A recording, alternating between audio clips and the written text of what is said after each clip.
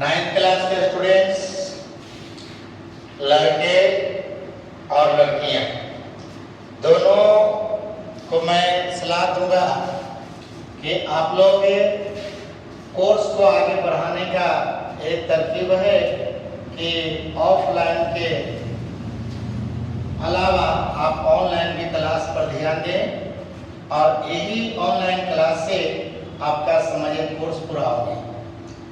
तो 9th class के बच्चे, आज आप लोग वीडियो देखा होगा और उस वीडियो में हमने बोले थे कि अब तुम लोग का नया टॉपिक क्षेत्र नीति जैसे हम स्टार्ट कर दिए हैं और क्षेत्र नीति क्या है इसकी जानकारी आज की क्लास में तुम लोग को मिला होगा। तो चलिए फिर हम लोग दूसरा जो वीडियो क्षेत्र नीति का जो भेज रहे हैं वह फिर आप लोग कल देखेंगे और आप लोग देख भी रहे हैं। तो चलिए देख रहे हैं तो आप इसको समझिए और फिर चैप्टर स्टार्ट कर दीजिए, ठीक है ना। तो चलिए बच्चे बताइए, सबसे पहले आप लोग का सिलेबस में पढ़ना क्षेत्र नीति में त्रिभुज।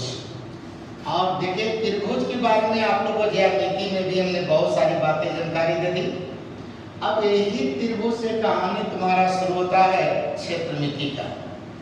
अब सबसे पहला सवाल ये उठता है कि मान लेते हैं कि अगर कोई त्रिभुज देता है, ठीक है, अब इस तरह से मान लेते हैं कि कोई त्रिभुज हो, तो हकीकत में त्रिभुज तो बताइए ये आपका आकृति हो गया, जिसको आपने कलम से उठा सकते भी है, इसे टांग सकते हो नहीं, लेकिन इस त्रिभुज को अगर बोर्ड पर रख दिया तो बताइए इतना जगह भिताई गिर गया कि नहीं गिर गया?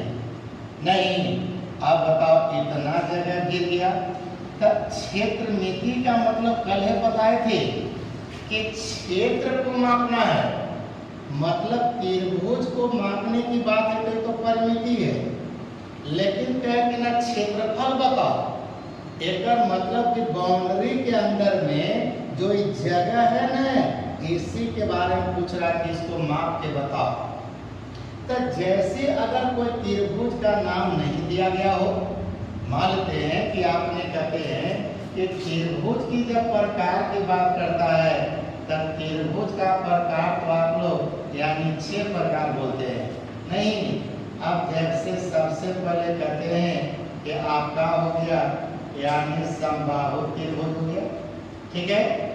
सेकंड तो हम लोग कहते हैं वह हो गया समद्विबाहु त्रिभुज, तो एक देखा जाए यानी समद्विबाहु त्रिभुज हो गया। तीसरा तो हम लोग देखिए बोलते हैं यानी विषमबाहु त्रिभुज दे दिया, ठीक है। अब इस तरह से है, या मान लेते हैं कि आपने कह दिया कि समकोण त्रिभुज है, ठीक है।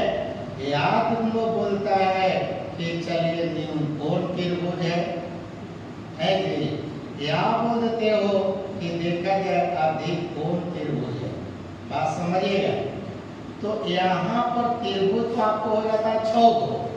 अब यहाँ त्रिभुज का क्षेत्रफल बोला है लेकिन त्रिभुज का नाम नहीं दिया है, समझिए। अब यहाँ पर एक त्रिभुजाकार भाग है और इसी का क्षेत्रफल निकालने कहेगा। तो क्षेत्रफल निकालने के लिए पहले उस त्रिभुज का ऊंचाई या शीर्ष लंब जानना होगा। तो शीर्ष लंब कैसे निकालोगे? तो त्रिभुज में देखिए 3 गो शीर्ष है ना, और शीर्ष से सामने की भुजा पर लंब डाला जाए। अब जिस भुजा पर लंब डाल दिया वही त्रिभुज का आधार कहलाता है। क्या कहलाता है? जैसे अब सोचिए, अगर मान लें ए से हमने एडी लंब डाल रहे हैं, समझिएगा। तो ये जो एडी जो लंब डाला ये बताओ कौन भुजा पर डाला? बीसी पर, ठीक है। यहाँ पर कहोगे कि एडी लंब किस पर है? बीसी पर है। किस पर लंब डाला? बीसी पर लगा। तो एक मतलब कि एडी को कहेंगे शीर्ष लंब। एडी को हमने क्या बोला? इसी को कहते हैं शीर्ष लंब, समझिए।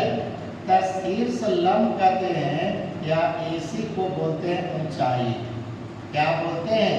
ऊंचाई। अब बताओ लंब किस पर डाला? बीसी पर डाला। एक मतलब कि जो बीसी हो गया, एसी को हम लोग आधार कहते हैं। क्या कहते हैं? आधार कहते हैं। अब मानते हैं कि कोई लड़का कहे कि नहीं, हम बी से एसी पर लंब डालेंगे, ठीक है? तब बी से एसी पर लंब डालेगा, एक मतलब एसी आधार हो जाएगा। आइए जो बी ई लंब डालोगे, मानते हैं कि आपने बताओ बी ई और लंब डाल दिया एसी पर, यहाँ से हमने ले गए और कहाँ लंब डाल दिया? देखिए मानते हैं कि एसी पर डाल दिया, ठीक है? तो यहाँ पर बी ई जो लंब डाला, तो ए किस पर डाला? एसी पर डाला। एक मतलब कि बी ई ये हो गया तुम्हारा ऊंचाई, तो आधार कौन हो गया? एसी। बात समझ हो? तो यहाँ पर एसी को क्या कहेगा? आधार कहेगा। बात समझ में? अगर मानते हैं कि सी से ये सामने की भुजा पर लंब डालते हो, नहीं, तो सी से बताओ कहाँ लंब डाल दिया? यानी देखिए यहाँ पर मानते हैं एक पर, तो बताओ सी से एक पर लंब डाल दिया, तो सी एक पर लंब हो गया कौन चीज? A B. एक मतलब कि यहाँ ए बी आधार होगा। बात समझ गए? अब देखिए किसी क्षेत्र का क्षेत्रफल ऐसा होता है कि उसको किसी तरह से तुम मापोगे तो क्षेत्रफल बदलता नहीं है। जैसे तुम्हारा खेत है, अब खेत की लंबाई ले लिया, चौड़ाई ले लिया, और उसको कैसी तरह से अगर मापिएगा, मानते हैं कि आपका जमीन 1 कट्ठा है, तो क्या किसी तरह से मापेंगे? क्या 1.5 कट्ठा हो जाएगा? क्या आधा कट्ठा होगी? नहीं, चीज तो वही है ना, मतलब आप जैसे फीता लगा दीजिए, बस रहे हो। इसलिए याद करना कि त्रिभुज की आधार की बात करेगा तो आधार किसी को भी ले सकते हैं, लेकिन देखना होगा कि किस भुजा पर लंब डाला है। तो जिस भुजा पर लंब डाला है, यहाँ लिखा भी गया है कि त्रिभुज के जिस भुजा पर लंब डाला जाता है उसे त्रिभुज का आधार कहते हैं। क्या कहते हैं? आधार कहते हैं। तब इस हालत में यहाँ पर बोला जाता है कि त्रिभुज का या त्रिभुजा का क्षेत्र है। बात समझो ना? तो नियंत्रण तो होना चाहिए त्रिभुजाकार जो क्षेत्र है, देख रहे हो ना? तब बोलता है कि त्रिभुजाकार क्षेत्र, तब त्रिभुजाकार क्षेत्र है, या इसी को आप लोग शॉर्ट में कह देते हैं कि त्रिभुज का क्षेत्रफल। तो त्रिभुज का जब क्षेत्रफल निकालना हो तो यहीं पर लेते हैं 1/2 कहते हैं, आधार बोलते हैं और ऊंचाई बोलते हैं। अब ऊंचाई कहिए या ऊंचाई का ही दूसरा नाम शीर्षलंब हो गया। अब यहाँ से कह दिया तुमसे कि चलो त्रिभुज का हमको निकालना है शीर्षलंब, तो यहाँ से बताओ कि शीर्षलंब होगा, या यहीं से कहता है कौन चीज? कि ऊंचाई निकालना है।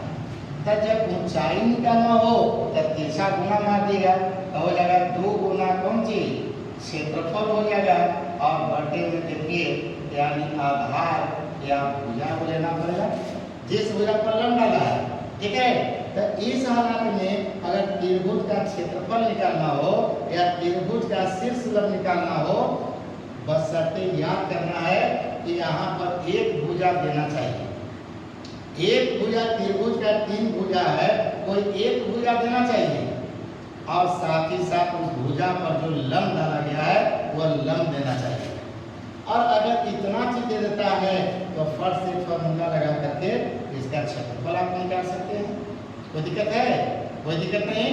चलिए आइए, तो यहाँ पर एक भुजा दिया और ऊंचाई दिया, तो यहाँ पर इस तरह की बात सोचिएगा। चलिए जी, आप लोग इसको नोट कर लिए हैं। तो त्रिभुज का प्रकार क्या हो गया है? 6 प्रकार का हो गया। पहला नोट किए समबाहु त्रिभुज, दूसरा समद्विबाहु त्रिभुज, तीसरा विषमबाहु त्रिभुज, चौथा समकोण त्रिभुज, पांचवा न्यूनकोण त्रिभुज, और छठा अधिकोण त्रिभुज। त्रिभुज क्या हो गया? 6 गो नोट कर दिया आप लोग कॉपी पे। तो आइए अब यहाँ पर देखा जाए, मान लेते हैं कि अब तुमको त्रिभुज का नाम दे दिया गया, ठीक है? अब आपको कहता है कि मान लेते हैं कि चलिए समबाहु त्रिभुज है, ठीक है ना? अब समबाहु त्रिभुज का दिया, इसका मतलब इसका तीनों भुजा बराबर हो गया ना। अब बताइए, आप लोग कहिएगा कि AB हो गया बराबर BC हो गया और बराबर कहेगा कि AC हो गया, तीनों भुजा बराबर हो गया ना। अब तीनों भुजा बराबर हो गया। अब इस तरह से बताइएगा, यहाँ पर मानते हैं कि चलो ये त्रिभुज हो गया, ठीक है। अब यहाँ पर ABC अगर त्रिभुज है तो समझो कि तीनों की लंबाई तो बराबर हो जाएगा। अब मानते हैं कि एक भुजा इसका 1 सेंटीमीटर है तो इसका सब भुजा कितना हो जाएगा, 1 सेंटीमीटर होगा। एक भुजा भी 1 सेंटीमीटर होगा, कौन जी। अब बताइएगा, तब यहाँ से बताओ, जब समबाहु त्रिभुज है और एक भुजा अगर भी दे दिया है तो हमको इसमें ऊंचाई की जरूरत नहीं है, याद रखिए। तब यहाँ पर सीधे अगर कहेगा कि समबाहु त्रिभुज है, कौन त्रिभुज, समबाहु त्रिभुज का पूछेगा कि परिमिति बताओ, कौन चीज पूछेगा, परिमिति। तब बताइए सब लड़के, अगर एक भुजा 6 सेंटीमीटर तो 6 6 6 तीनों का 6 की नहीं तो 6 18, यानी 18 इसका हो गया परिमिति। तो इसलिए इसको बोलते हैं कि होता है 3 गुना देखिए भुजा, क्या बोलते हैं, 3 गुना भुजा बोलते हैं। वही देखिए तुमसे कहता है कि समबाहु त्रिभुज का हमको निकालना क्षेत्रफल।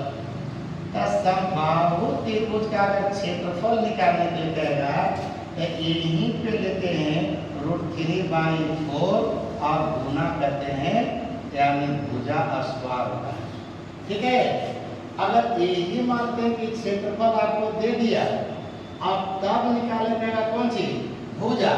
तब यहाँ पर समझिएगा कि समबाहु त्रिभुज की अगर भुजा निकालना हो, समझिएगा, तब भुजा निकालना है तब तिरछा तिरछे गुना कर दोगे। आप भुजा पर क्या करें, स्क्वायर, तो स्क्वायर का मतलब रूट अंडर करोगे तो 4 का वर्गमूल कितना हो जाएगा, यानी हो जाएगा 2, और गुना कहिएगा यहाँ से रूट अंडर हो गया नहीं, तब रूट अंडर में कहिएगा कि क्षेत्रफल हो गया और बटे में आपका कितना हो जाएगा, यानी √3 हो, ठीक है। तब यहाँ पर समबाहु त्रिभुज का भुजा जब कर दिया तब यहीं पर लेना 2 गुना रूट अंडर क्षेत्रफल बटा √3। तो ये समझिए कि आपका समबाहु त्रिभुज का क्षेत्रफल की आप भुजा निकालिए। अब मान लेते हैं कि तुमसे कह दिया कि चलिए यहाँ से बताओ किसी भुजा पर लंब डाल दे, चलिए यही भुजा पर लंब डाल दिया, आइए AD। अब यहाँ पर AD लंब किस पर डाल दिया, BC पर। अब यहाँ से कहेगा तुमसे कि समबाहु त्रिभुज का शीर्ष लंब, तब देखा यह शीर्ष लंब निकालिएगा। और यहाँ पर अगर रफ करना है तो रफ भी कर सकता हूँ। समबाहु त्रिभुज की कहानी सुनिएगा कि इसके कोई भी शीर्ष से सामने की भुजा पर लंब डालोगे तब भुजा को समविभाजित कर देगा। मतलब कि पूरा भुजा कितना है, 1 सेंटीमीटर है, तो आधा करोगे तो कितना हो जाएगा, तो x/2 हो जाएगा। ये भी क्या हो जाएगा, x/2 हो जाएगा। तो ये बताओ कि समकोण त्रिभुज हो गया कि नहीं। अब समकोण त्रिभुज का ये बताओ कौन सी काम करेगा, कर्ण का काम करेगा। तो कर्ण बराबर फॉर्मूला क्या होता है, ये हो गया लंब, आई हो गया कर्ण, आई हो गया आधार। तो लंब बराबर फॉर्मूला होता है रूट अंडर कर्ण स्क्वायर माइनस आधार स्क्वायर। तो x स्क्वायर हो जाएगा, है ना, x स्क्वायर और माइनस x स्क्वायर बटा 4। तो 4 × 4 तो 4x स्क्वायर में से बताइए 1x स्क्वायर घट गया, बाकी बच गया कितना, √3, क्या हो गया √3/2, समझ रहे हो। तो यहाँ से कहेंगे कि √3/2 हो जाएगा और इनटू में करेंगे भुजा, बात समझ रहे हैं। तो ये देखा ये तुम्हारा हो जाता है समबाहु त्रिभुज का जब क्षेत्रफल निकाले कहेगा तो इस तरह की बातें इसको दिमाग में नोट करिएगा, ठीक है, कोई दिक्कत नहीं है। आप भी कहें सब लड़के, अगर वही त्रिभुज में मानते हैं कि आपसे कह दिया यानी समद्विबाहु त्रिभुज, समझिए। अब समद्विबाहु त्रिभुज अगर कह देता है, इसका मतलब क्या हो गया इसमें दो भुजा बराबर होगा। क्या भुजा? समद्विबाहु। तब मान लेते हैं कि आपने कहा कि इसमें चलिए ए बी बराबर हमने लिया ए सी और बी सी को देखा जाए वो अलग लंबाई के ले लिया। नहीं, समद्विबाहु का मतलब क्या हो गया कि जिसका दो भुजा बराबर होना चाहिए। तब मान लेते हैं कि ए बी और ए सी दोनों बराबर है और बी सी बराबर नहीं है, माने बी सी का लंबाई अलग है। जैसे एग्जाम्पल के रूप में देखा जाए, अगर इस तरह से मान लेते हैं कि आइए यहाँ से मानते हैं कि हो गया, अब यहाँ से मानते हैं कि हो गया, यही ए बी सी त्रिभुज हो गया। अब इसमें ए बी और ए सी दोनों बराबर है, ठीक है। अब इस तरह से कहे कि ए बी और ए सी बराबर है, मानते हैं कि कहे कि आपका 1 सेंटीमीटर है, ए बी का दिया कि 1 सेंटीमीटर है और ए का दिया कि चलिए ये 22 सेंटीमीटर है। बताइए इसमें क्या भुजा बराबर है? दो भुजा बराबर है, ए बी और ए सी, देखिए दोनों बराबर है। अब समद्विबाहु त्रिभुज देख करके और तब कहेगा तुमसे इसका क्षेत्रफल निकालिए। तो याद रखेंगे, सब रखिए, यानी समद्विबाहु त्रिभुज।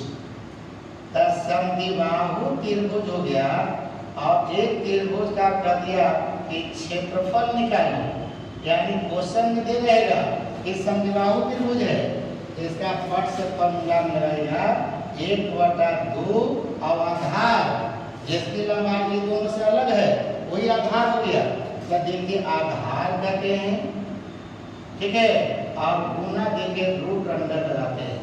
अब रूट अंडर लगाते हो तब पहले बोलता है यानी भुजा स्क्वायर, आप फिर बोलते हैं माइनस, तो यहाँ पर हो जाता है यानी आधार और बटा 2 इतना का होल स्क्वायर।